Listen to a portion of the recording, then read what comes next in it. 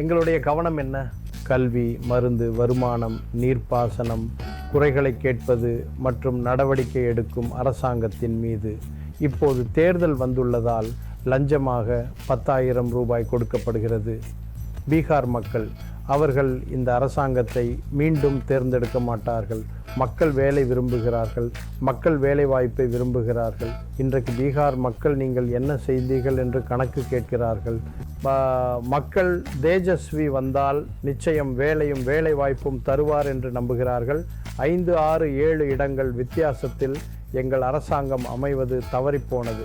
இந்த முறை பீகார் மக்கள் இந்த வாய்ப்பை நழுவ விட மாட்டார்கள். இப்போது பீகார் தேர்தலை சந்திக்கும் நிலையில் அவர்கள் இல்லை. லாலுஜி ஒருபோதும் பணிந்ததில்லை, தனது சித்தாந்தத்துடன் சமரசம் செய்து கொண்டதில்லை. லாலுஜி பணியாத போது லாலுஜியின் மகனும் பணிய மாட்டான். உங்களுடைய வாழ்க்கையின் மிகவும் பரபரப்பான நேரத்தில் எங்களுடன் இணைந்ததற்கு மிக்க நன்றி. நாங்கள் ஆய்வு செய்து வரும் பெரிய விஷயங்களில் ஒன்று, பீகார் தேர்தல்களில் பெண்களின் வாக்கு ஒரு முக்கிய காரணியாக உள்ளது. மேலும் பாரம்பரியமாக அவர்கள் என்டிஏவுக்கு வாக்களிக்கும் போக்கை கொண்டுள்ளனர். இப்போது அதன் மேல் அவர்கள் ஏற்கனவே பெண்கள் மத்தியில் உறுதியான 7% முன்னிலையில் உள்ளனர். என்டிஏ இப்போது 3,000 ரூபாய் வழங்கியுள்ளது. நீங்கள் மாதத்திற்கு கூடுதலாக 2,500 ரூபாய் தருவதாக கூறியுள்ளீர்கள். ஆனால் மற்ற தேர்தல்களில் இருந்து நாம் கற்றுக்கொண்ட ஒரு விஷயம் என்னவென்றால், கையில் பணம் இருந்தால் அது ஒரு பெரிய வித்தியாசத்தை ஏற்படுத்துகிறது. அதை நீங்கள் உண்மையில் எப்படி எதிர்கொள்கிறீர்கள்? அவங்களுக்கு ஒரு பெரிய சாதகம் இல்லை. இது சமீப நாட்களில் நாங்கள் பெண்கள் குழுக்களுடன் கலந்துரையாடி வருகிறோம். பேரணிகள் மற்றும் கருத்தரங்குகளை நடத்தி வருகிறோம். மேலும் எங்கள் அரசாங்கம் வந்தால் பெண்களின் அதிகாரம் அளித்தலுக்காக நாங்கள் என்ன செய்ய போகிறோம் என்ற எங்கள் தொலைநோக்கு பார்வையை அளித்து வருகிறோம். மேலும் இது பெண்களின் ஒரு பெரிய ஓட்டு வங்கி என்பது எனக்கு தெரியும். அதுதான் பீகார் எலெக்ஷனை தீர்மானிக்கும். மேலும் அது முடிவுகளையும் பாதிக்கும் என்பது நம் அனைவருக்கும் தெரியும்.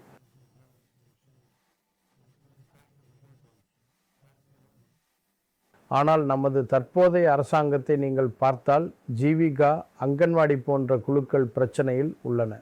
அரசாங்கம் நீதி வழங்கவில்லை.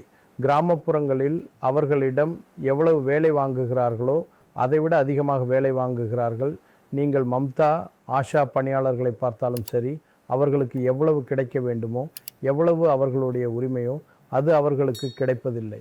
அதனால் அவர்களுடன் கலந்துரையாடிய பிறகு அவர்களும் தங்கள் பிரச்சனைகளை கூறி வருகிறார்கள்.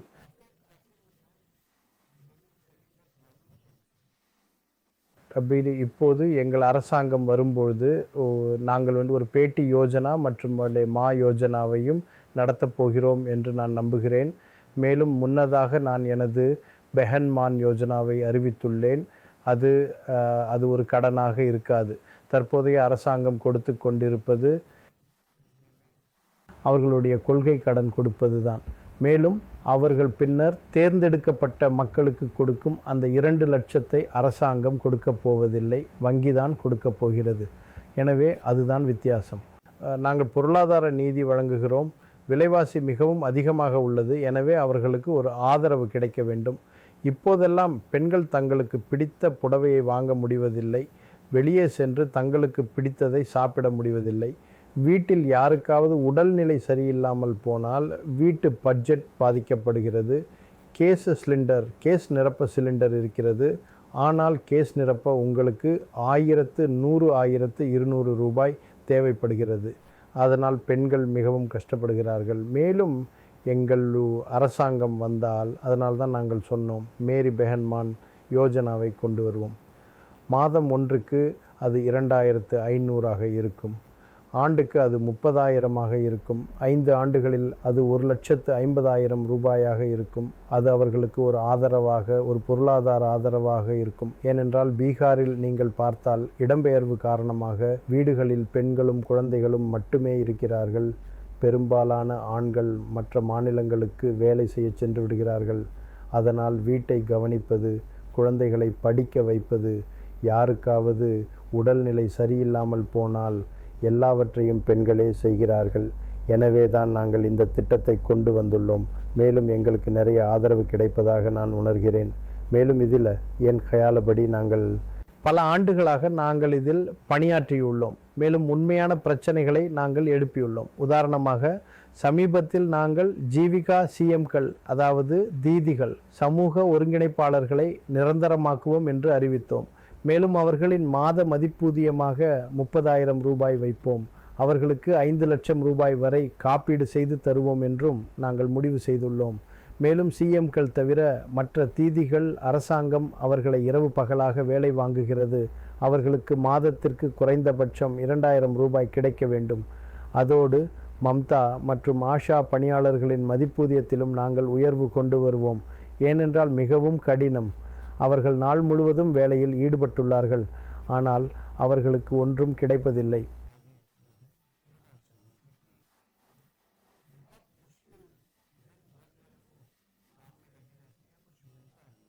பனாத்துல் பிஸ் விரைவாக உங்கள் பாக்கெட்டில் 10,000 கிடைத்த உடனே அது ஒரு பெரிய தாக்கத்தை ஏற்படுத்துகிறது.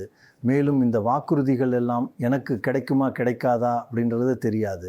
அதை நீங்கள் சரியாக எதிர்கொள்ளும் நிலையில் உண்மையில் இருக்கீங்களா? ஏன்னால் கையில் 10,000 என்பது அது சரி. ஆனால் எங்களுடைய கவனம் என்ன? கல்வி, மருந்து, வருமானம், நீர்ப்பாசனம், விசாரணை மற்றும் நடவடிக்கைக்கான அரசாங்கத்தினுடையது. இன்றைக்கு அந்த குழந்தைகளை பாருங்கள். அவர்கள் பெண் குழந்தைகளாக இருந்தாலும் சரி, ஆண் குழந்தைகளாக இருந்தாலும் சரி, கல்வியில் தரம் அது மிகவும் மோசமாக உள்ளது. உங்கள் குழந்தைகளுக்கு அது கிடைப்பதில்லை. படித்து பட்டம் பெற்றவர்களுக்கு அவர்கள் இளைஞர்களில் பெண்ணாக இருந்தாலும் சரி, ஆணாக இருந்தாலும் சரி, வேலை இல்லை. வீட்டில் ஒரு வேலை வாய்ப்பு இருந்தால் அந்த 10,000 ரூபாய் எத்தனை நாட்களுக்கு வரும் என்று நாங்கள் நினைக்கிறோம். அதுவும் கடனாக.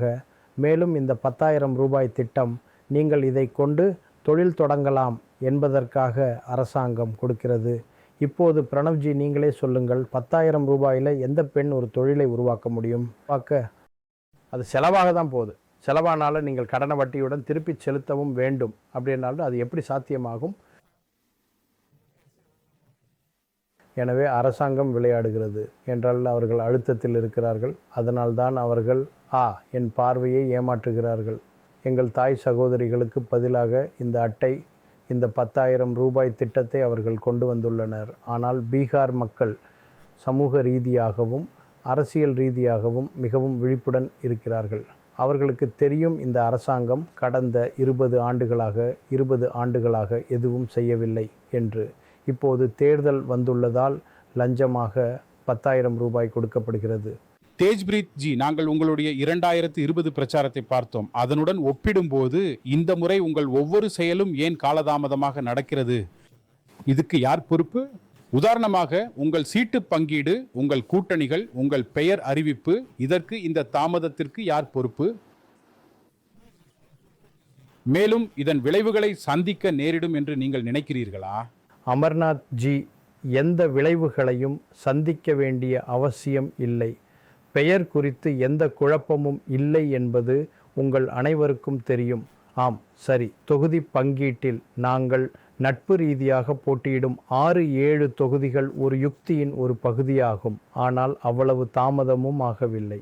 எங்களுடைய முதல்வர் வேட்பாளர் அறிவிக்கப்பட்டு விட்டார். மகாகத்பந்தனின் அனைத்து கூட்டணி கட்சியினரும் அதிகாரப்பூர்வமாக ஒன்றாக அமர்ந்து அறிவித்தார்கள். அங்கு இன்னும் நிதிஷ்ஜியின் பெயர் அறிவிக்கப்படவில்லை. அவர் மாப்பிள்ளை இல்லாமல் பிரச்சாரத்திற்கு சென்றுள்ளார். எனவே நாங்கள் என்ன சொல்ல விரும்புகிறோம் என்றால், சில நாட்களுக்கு முன்பு அமித்ஷாஜியின் அறிக்கை ஒன்று வந்தது. அதில் தேர்தலுக்கு பிறகு அவர்கள் முடிவு செய்வார்கள், எம்எல்ஏக்கள் முடிவு செய்வார்கள், NDAவின் அடுத்த முதலமைச்சர் அல்லது முகம் யார் என்று. இதன் பொருள் என்னவென்றால், அவர்கள் நிதிஷ்குமார்ஜியை விரும்பவில்லை. மேலும் NDAவில் இப்படி நடப்பது இதுவே முதல் முறை. இதற்கு முந்தைய தேர்தல்களில் சுஷில் மோடிஜியின் காலத்திலிருந்து பார்த்தாலும் சரி, அல்லது 2005 பார்த்தாலும் சரி, 2005 20 வரை எப்போதும் நிதிஷ்குமார்ஜியின் முகம் அதிகாரப்பூர்வமாக முதல்வர் வேட்பாளராக அறிவிக்கப்பட்டுள்ளது. மேலும் நாங்கள் ஒரு முறை கூட NDA கூட்டத்தில் ஜீதன் ராம் மாஞ்சி, ஸ்ராக் பாஸ்வான் ஜி, நிதிஷ்குமார் ஜி அல்லது பாஜகவின் அல்லது குஷ்வாஹா ஜியை ஒன்றாக அமர்ந்து எந்த கூட்டத்தையும் நாங்கள் இந்த முறை ஏன் இப்படி நடக்குது? பாருங்கள், பிரச்சனை N.TA-வில் தான் அதிகமாக தெரிகிறது. அங்கு பலமுறை தொகுதிகள் எடுக்கப்பட்டு திரும்ப கொடுக்கப்பட்டு மாற்றப்பட்டுள்ளன. இடையில் என்னென்ன செய்திகள் வந்தனவோ, இருப்பினும் எங்கள் கவனம் அவ்வளவாக இருப்பினும் அவர்கள் தங்கள் கலகக்காரர்களை சமாதானப்படுத்துவதில் வெற்றி பெற்றனர். இல்லை, அப்படி இல்லை. பல இடங்களில் நாங்களும் முயற்சி செய்துள்ளோம். பல இடங்களில் வெற்றியும் கிடைத்துள்ளது, இனியும் கிடைக்கும். சரி, தேர்தல் என்றால் கலகக்காரர்கள் இருக்கத்தான் செய்வார்கள். ஆனால் சரியான நேரத்தில் அவர்கள் அனைவரும் ஏற்றுக்கொள்வார்கள் என்று எங்களுக்கு முழு நம்பிக்கை உள்ளது. கடைசி தேர்தலிலும் கலகக்காரர்கள் அதிகமாக இருந்தனர். ஆனாலும் எங்களுடைய வாக்கு வித்தியாசம் 12,000 வாக்குகள் மட்டுமே. அதாவது 5, 6, 7 தொகுதிகளால் எங்கள் அரசாங்கம் அமைவது நூலிழையில் தவறிவிட்டது. எனவே இதில் நாங்கள் கவனம் செலுத்துகிறோம். இந்த முறை நீங்கள் பிரச்சனைகளை பற்றி பேசும்போது பீகாரின் மிகப்பெரிய பிரச்சனை வேலையின்மைதான் என்று நான் நினைக்கிறேன். மேலும் மக்கள் வேலை விரும்புகிறார்கள், மக்கள் வேலைவாய்ப்பு விரும்புகிறார்கள், மக்கள் தொழிற்சாலைகள் விரும்புகிறார்கள், மக்கள் விவசாயம் சார்ந்த தொழில்களை விரும்புகிறார்கள், மக்கள் இங்கே சிறப்பு பொருளாதார மண்டலங்கள் விரும்புகிறார்கள், ஐடி பார்க்குகள் விரும்புகிறார்கள். இங்கே நீங்கள் பாருங்கள், தொழில்நுட்பமாக இருந்தாலும் சரி, விவசாயம் சார்ந்த தொழில்களாக இருந்தாலும் சரி, இங்கே சர்க்கரை ஆலை, சணல் ஆலை போன்றவை திறக்கப்பட வேண்டும் என்று மக்கள் விரும்புகிறார்கள். ஆனால் பிரதமர் ஜி வருகிறார், அமித் ஷா ஜி வருகிறார். அவர்களுடைய ஒவ்வொரு வார்த்தையையும் ஒவ்வொரு வாக்கியத்தையும் நீங்கள் கவனமாக கேட்டால் அவர்கள் எங்கும் நேர்மறையான விஷயங்களை பேசுவதில்லை. ஒரு நேர்மறையான வார்த்தை கூட இருப்பதில்லை. எல்லாம் எதிர்மறையான பேச்சுகள் தான். அவர்கள் எந்த பயனுள்ள விஷயத்தையும் பேசுவதில்லை. தேவையற்ற பிரச்சனைகளை அவர்கள் கொண்டு வருகிறார்கள். எனவே பீகார் மக்கள் புத்திசாலிகள் என்றும் நேர்மறையான விஷயங்களை கேட்க விரும்புகிறார்கள் என்றும் நாங்கள் நினைக்கிறோம். நீங்கள் 20 ஆண்டுகளில் என்ன செய்தீர்கள்? மாநிலத்தில் ஆட்சியில் இருந்த போதும் 11 ஆண்டுகள் மத்தியில் ஆட்சியில் இருந்த போதும் பீகாருக்கு என்ன கிடைத்தது?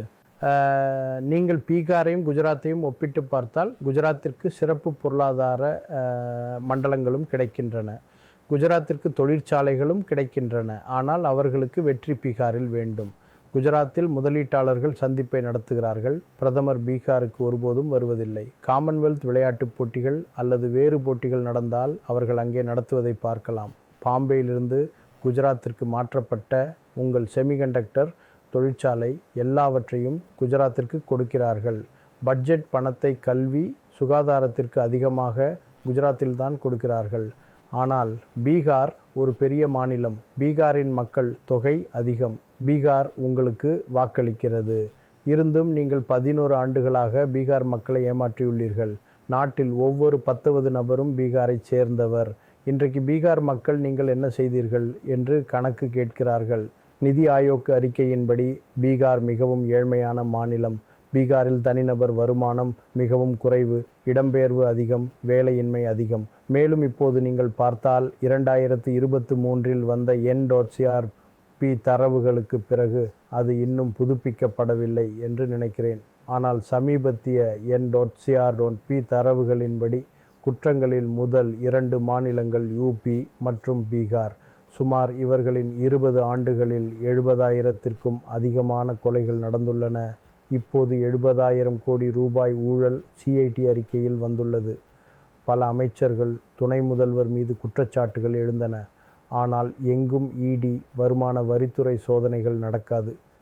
எனவே மக்கள் பார்த்து கொண்டும் புரிந்து கொண்டும் இருக்கிறார்கள். பாஜக தலைவர்களோ அல்லது வேறு எந்த NRTA தலைவர்களோ மேடைக்கு செல்லும் போதெல்லாம் அவர்கள் எப்போதும் ஜங்கிள்ராஜ் கூறிஞ்சி பேசுகிறார்கள். அதை நீங்கள் எப்படி எதிர்கொள்வீர்கள்? ஏனால் ஒவ்வொரு முறையும் இந்த ஜங்கிள்ராஜ் என்ற முத்திரையை ஒரு விதத்தில் அவர்கள் ஒட்டிவிட்டார்கள். அதை நீங்கள் எப்படி எதிர்கொள்வீர்கள்? ஏதோலே இது ஒன்றும் புதிய விஷயமில்லை. 2005 ஆகட்டும், 10 ஆகட்டும், 15 ஆகட்டும், 20 ஆகட்டும், 25 ஆகட்டும், ஒரே டேப் ரெக்கார்டரைத்தான் அவர்கள் வாசிக்கிறார்கள். தங்களது 20 ஆண்டு கால கணக்கை அவர்கள் கொடுப்பதில்லை. இப்பொழுது நாங்கள் அமர்ந்திருக்கும் இடத்திற்கு வீட்டிற்கு வெளியே துப்பாக்கி சூடு நடந்தது. இதுவரை அவன் பிடிக்கப்படவில்லை. முதலமைச்சர் வீட்டின் வெளியே துப்பாக்கி சூடு நடந்தது, அவன் பிடிக்கப்படவில்லை. பாலியல் வன்கொடுமையால் பாதிக்கப்பட்ட பெண்ணுக்கு மருத்துவமனையில் இடம் கிடைப்பதில்லை. 4 மணி நேரம் காத்திருக்க வேண்டியுள்ளது. அவர் இறந்து விடுகிறார். அது ஜங்கல் ராஜ் இல்லையா? ஹேம்காஜி கொலை செய்யப்படுகிறார். அவரது மகன் 4 ஆண்டுகளுக்கு முன்பு கொலை செய்யப்படுகிறார். குற்றவாளிகள் பிடிக்கப்படுவதில்லை. பீகாரில் துப்பாக்கி சூடு நடக்காத, கொலைகள் நடக்காத, பாலியல் வன்கொடுமைகள் நடக்காத, மிரட்டி பணம் பறிக்கப்படாத, வங்கி கொள்ளை நடக்காத அல்லது நகைக்கடைகள் கொள்ளையடிக்கப்படாத ஒரு நாள் கூட இல்லை. அப்படி ஒரு நாள் கூட இல்லை. ஆனால் அதை அவர்கள் ஜங்கல் ராஜ் என்று சொல்கிறார்கள். சரி, அந்த விஷயத்தை நாங்கள் நேர்மறையான மக்கள். நாங்களும் 2 முறை துணை முதலமைச்சராக இருந்திருக்கிறோம். 17 மாதங்கள் மற்றும் 18 மாதங்கள் நாங்கள் எங்கள் வேலையை நிரூபித்துள்ளோம். நாங்கள் ஆட்சியில் இருந்தபோது பெண்கள் வீட்டை விட்டு வெளியே வருவதை நிறுத்தும்படியான எந்த ஒரு சம்பவமும் நடக்கவில்லை. அல்லது வேறு ஏதேனும் அது ஒரு பிரச்சாரம். சரி, அவர்கள் அதை செய்வார்கள். ஆனால் உங்கள் வேலையால் மட்டுமே நீங்கள் அவர்களுக்கு பதிலளிக்க முடியும். ஆனால் ஒரு விஷயத்திற்கு நாங்கள் உத்தரவாதம் அளிக்க முடியும். எங்கள் அரசாங்கம் வந்தால் சட்டம் ஒழுங்கில் எந்த சமரசமும் செய்து கொள்ளப்படாது. தேஜஸ்வியின் நிழல் கூட தவறு செய்தால் நடவடிக்கை எடுக்கப்படும். இதை நாங்கள் பீகார் மக்களுக்கு உறுதியளிக்க விரும்புகிறோம். உங்களுக்கும் தெரியும், 2 விஷயங்கள் மிக முக்கியமானவை. பீகாரில் நீங்கள் தொழிற்சாலைகள், ஆலைகள் கொண்டு வர வேண்டுமானால் முதலில் சட்டம் ஒழுங்கு நன்றாக இருக்க வேண்டும். மின்சார வசதியும் நன்றாக இருக்க வேண்டும். எனவே என் முதன்மையான கவனம் சட்டம் ஒழுங்கில் நிச்சயமாக இருக்கும். மின்சார வசதி செய்யப்படும். எங்களிடம் மூடப்பட்டிருக்கும் சர்க்கரை ஆலை, சணல் ஆலை ஆகியவை மீண்டும் திறக்கப்பட வேண்டும். உணவு பதப்படுத்தும் ஆலைகள் போன்ற விஷயங்கள் தொடங்கப்பட வேண்டும்.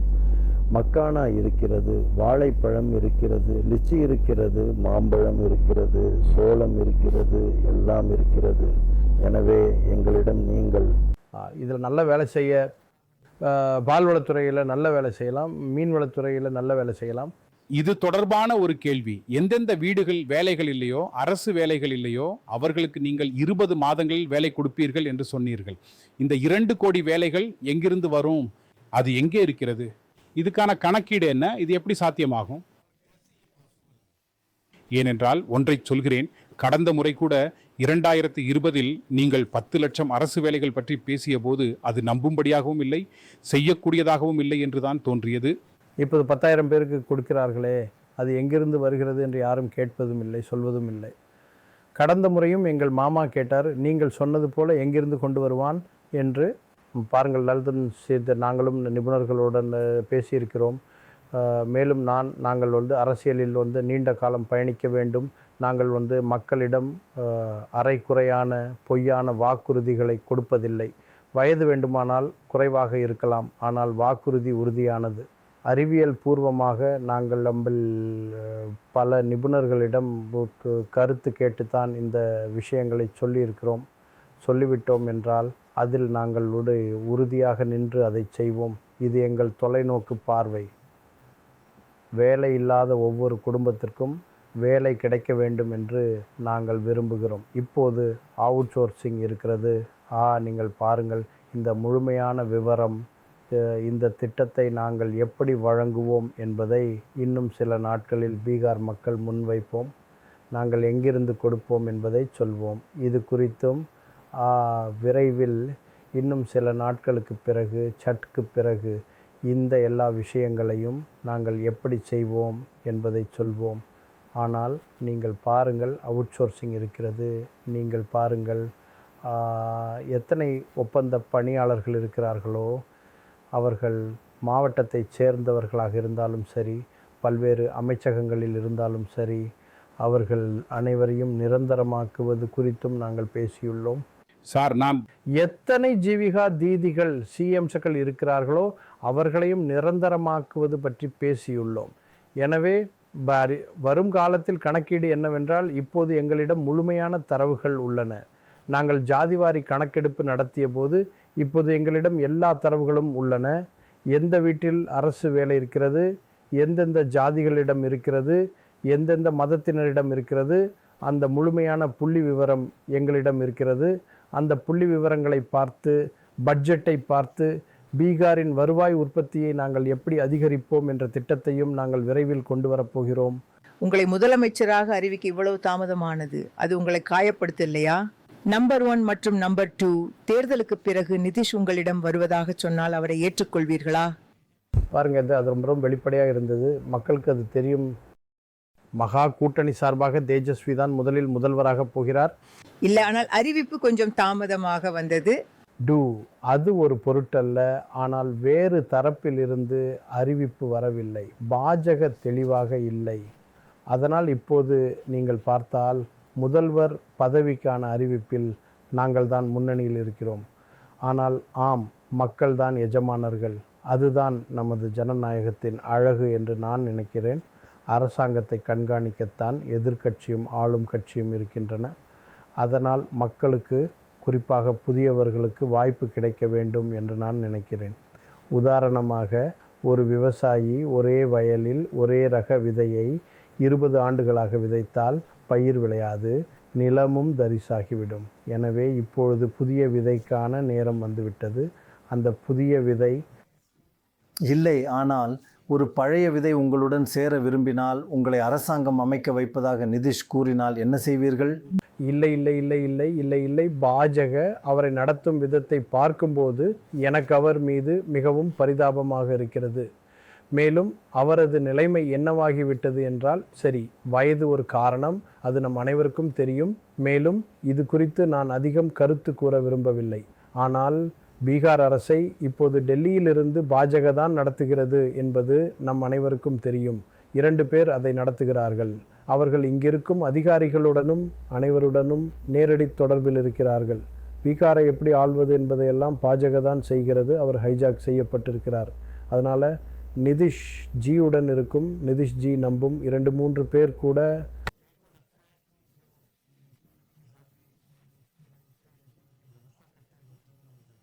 அப்படி என்றால் அவர் விரைவில் ஒரு கூட்டாளியாக வரக்கூடும். அவர்கள் அனைவரும் பாஜகவுடன் சேர்ந்து விட்டனர்.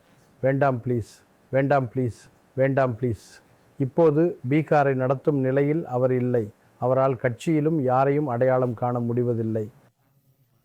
அதனால எனக்கு ஒரு கேள்வி. நிதிஷ்குமார் இப்போது பீகாரை ஆளும் நிலையில் இல்லை என்று நீங்கள் கூறுகிறீர்கள்.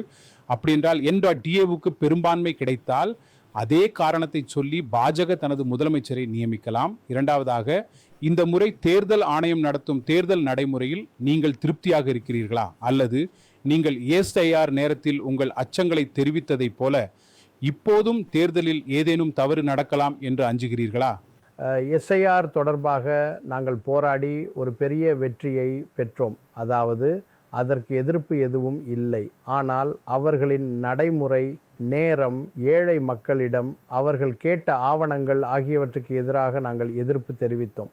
அதிர்ஷ்டவசமாக இப்போது எங்கு SIR நடந்தாலும் ஆதார் 12வது ஆவணமாக இருக்கும்.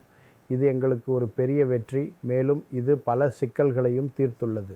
தேர்தல் ஆணையத்தினரும் BLOக்களும் கூட அழுத்தத்திற்கு உள்ளானார்கள். அதனால் இது இடையில் நடந்த ஒரு போராட்டம் என்று நான் நினைக்கிறேன். மக்களிடையே நிறைய குழப்பம் இருந்தது. பீகாருக்கு வெளியே வசிப்பவர்கள் எப்படி செய்வார்கள்?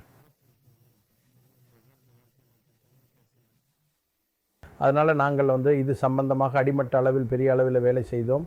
தேர்தல் ஆணையம் செய்த தவறுகளை நாங்கள் நீதிமன்றத்தில் முன்வைத்தோம். நீதிமன்றம் எங்கள் கோரிக்கைகளை ஏற்றுக்கொண்டது.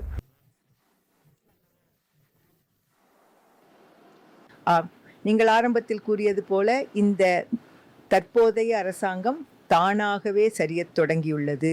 அதாவது அதன் சரிவு ஆரம்பித்து விட்டது. இன்னும் 5 வருடங்கள் ஒருவேளை இந்த அரசாங்கம் மீண்டும் ஆட்சிக்கு வந்தால் அது தனது பதவிக்காலத்தை முடிப்பதற்குள் சுய அழிவை சந்திக்கும் என்று நீங்கள் நினைக்கிறீர்களா?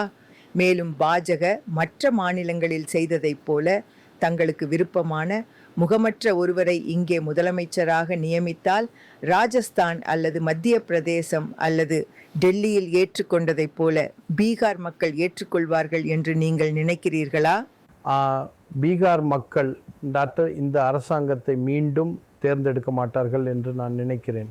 இந்த அரசாங்கம் எப்படியாவது இங்கே ஆட்சி அமைத்தால் ஊழல் மேலும் அதிகரிக்கும், அதிகாரிகளின் ஆதிக்கம் மேலும் அதிகரிக்கும், குற்றவாளிகளின் தைரியம் மேலும் அதிகரிக்கும், மேலும் வினாத்தாள்கள் கசியும். வேலை வாய்ப்புகளை பற்றி பேச மாட்டார்கள், பேனாவை பற்றி பேச மாட்டார்கள், வாளை பற்றி பேசுவார்கள். மேலும் பீகாரில் மக்கள் மீண்டும் துன்பப்பட வேண்டியிருக்கும்.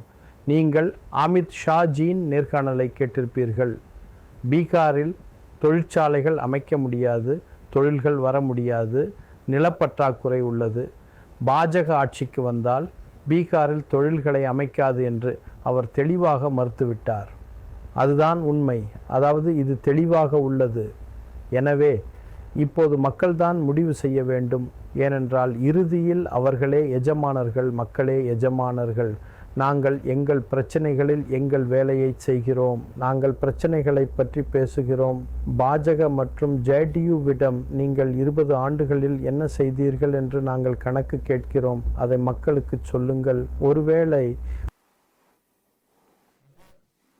நாங்களும் பிரச்சாரத்திற்கு செல்லும் தற்போதைய சூழ்நிலையில் மக்கள் கடந்த முறையும் மாற்றத்தை விரும்பும் மனநிலையில்தான் இருந்தார்கள். என்ன நடந்திருந்தாலும் அது சிறிது குறைந்துவிட்டது. ஆனால் இந்த முறை பீகார் மக்கள் இந்த வாய்ப்பை தவறவிட மாட்டார்கள் என்பதை இது காட்டுகிறது. இந்த முறை கடந்த முறையை விட நீங்கள் குறைவாக பிரச்சாரம் செய்தால் அதன் தாக்கம் பாதகமாக இருக்குமா? இல்லை, பிரச்சாரம் முடிந்தவரை அதிகமாக செய்ய வேண்டும் என்பதே எங்கள் முயற்சி. இப்போது தேர்தல் ஆணையம் அனுமதி கொடுக்கவில்லை என்றாமல் நாங்கள் என்ன செய்ய முடியும்? இப்பொழுதும் கூட இன்று எங்களுடைய கூட்டம் காகரியாவில் இருந்தது. அது ரத்து செய்யப்பட்டது. என்னால் அமித் ஷாஜி அங்கே கூட்டம் நடத்துகிறார். இப்போ பாதுகாப்பு காரணங்கள் சுட்டி காட்டப்பட்டன. தனிப்பட்ட முறையில் மிகவும் நன்றாக உணர்கிறேன். மிகவும். எனவே இது NDA மற்றும் பாஜக மீது எதிர்மறையான தாக்கத்தை ஏற்படுத்தும் என்று நான் நினைக்கிறேன். நாங்கள் உங்களுடைய பிரச்சாரங்கள், தேர்தல் பிரச்சாரங்கள் மற்றும் பேரணிகளில் உங்களை கவனித்திருக்கிறோம். மக்களிடமிருந்து உங்களுக்கு ஒரு சிறந்த வரவேற்பு கிடைக்கிறது. எனவே நான் உங்களிடம் உணர்ச்சி பூர்வமாக கேட்க விரும்புகிறேன். உங்கள் தந்தையிடமிருந்து நீங்கள் எவ்வளவு கற்றுக்கொண்டீர்கள்? ஏனென்றால் அவர் ஒரு சிறந்த பேச்சாளர். அவர் கூட்டத்தை எதிர்வினையாற்ற வைத்தார். அவரிடமிருந்து நீங்கள் எவ்வளவு கற்றுக்கொண்டீர்கள்? அது உங்கள் டிஎன்ஏவில் உள்ளதா? இல்லை, நிறைய கற்றுக்கொண்டேன். இன்னும் சிலவற்றை கற்றுக்கொள்ள வேண்டும் என்ற பசி எனக்கு இருக்கிறது. அப்பாவும் அவ்வப்போது ஆலோசனை வழங்கி கொண்டே இருப்பார். அவருடன் எங்களை ஒப்பிட முடியாது, வேறு யாரும் ஒப்பிட முடியாது. அவர் ஒரு மக்கள் தலைவர். அவர் இப்போதும் ஒரு மக்கள் தலைவர். மேலும் அவர் தொடர்பு கொள்ளும் விதமாகட்டும் அல்லது தைரியமாக விஷயங்களை முன்வைப்பதாகட்டும் யாருக்கும் பயப்பட மாட்டார். உண்மையை பேசுவார். அடிமட்டத்தோடு தொடர்புடைய இவரை போன்ற மிகச்சில தலைவர்களையே இன்று நாட்டில் நீங்கள் காண முடியும். இன்றும் இந்த நோயுற்ற நிலையிலும் மாலையில் 1-2 மணி நேரம் மக்களை அவர் நிச்சயம் சந்திப்பார். அதனால் எனக்கு தோன்றுகிறது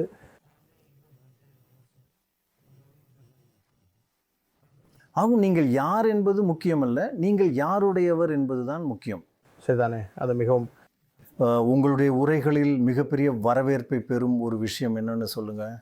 அதாவது பல விஷயங்களுக்கு வரவேற்பு கிடைக்கும். ஆனால் அந்த ஒரு பொதுவான காரணி நீங்கள் அதை எங்கு குறிப்பிட்டாலும் ஒரு பெரிய வரவேற்பு கிடைக்குது. அது என்ன?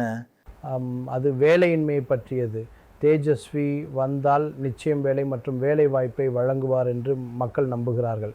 லாலுஜி தனது சித்தாந்தத்துடன் ஒருபோதும் சமரசம் செய்து கொள்ளவில்லை என்பது இன்னொரு விஷயம். இன்றைய காலகட்டத்தில் முன்போ அல்லது ஐப்புள்ளோ பாஜகவுடனோ RSSுடனோ இல்லாத பல கட்சிகள் இருக்கலாம். ஆனால் லாலுஜி தனது சித்தாந்தத்துடன் ஒருபோதும் சமரசம் செய்து கொண்டதில்லை. நாங்களும் அதே பாதையில் செல்கிறோம். மக்கள் அதுக்கு பிரதிபலிக்கிறார்களா? ஆம் ஆம் ஆம். நீங்கள் என்ன சொல்கிறீர்கள்? பாருங்கள், நாங்கள் சொல்கிறது என்னன்னால லாலுஜி ஒருபோதும் தலை குனியவில்லை. தனது சித்தாந்தத்தில் சமரசம் செய்து கொள்ளவில்லை.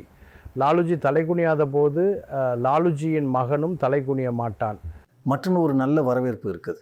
ஓகே, தேஜஸ்வி, இந்த தேர்தலில் 2019 நீங்கள் தனியாக பல தேர்தல் விஷயங்களை கையாண்டிருக்கிறீர்கள். நீங்கள் ஒரு கட்சியின் ஸ்டார் பிரச்சாரகராக இருந்திருக்கிறீர்கள். 3 பாசிட்டிவ் விஷயங்கள் என்ன? உங்களுக்கு நெகட்டிவாக தோன்றும் 3 விஷயங்கள் என்ன? பாருங்கள், பாசிட்டிவாக என்னிடம் ஒரு விஷன் இருக்கிறது. மேலும் நான் அரசாங்கத்தில் இருந்த போதும் வேலை செய்திருக்கிறேன். எதிர்க்கட்சியாக இருந்த போதும் இது எதிர்க்கட்சியாக நாங்கள் மிகவும் வலுவாக இருந்திருக்கிறோம். மூன்றாவதாக நான் மக்களுடன் இணைகிறேன். நான் மக்களுடன் இணைகிறேன். மக்கள் என் பேச்சை புரிந்து கொள்கிறார்கள். பலவீனத்தை பொறுத்தவரை என் கருத்துப்படி நான் மக்களுடன் இன்னும் அதிக நேரத்தை செலவிட வேண்டும். எங்கள் கட்சி தொண்டர்களை மேலும் அடிமட்டத்திற்கு பூத் லெவல் வரை நாங்கள் கொண்டு செல்ல வேண்டும். மேலும் மூன்றாவதாக நீங்கள் கேட்டால் ஃபிட்னஸில் கொஞ்சம் கவனம் செலுத்த வேண்டியுள்ளது.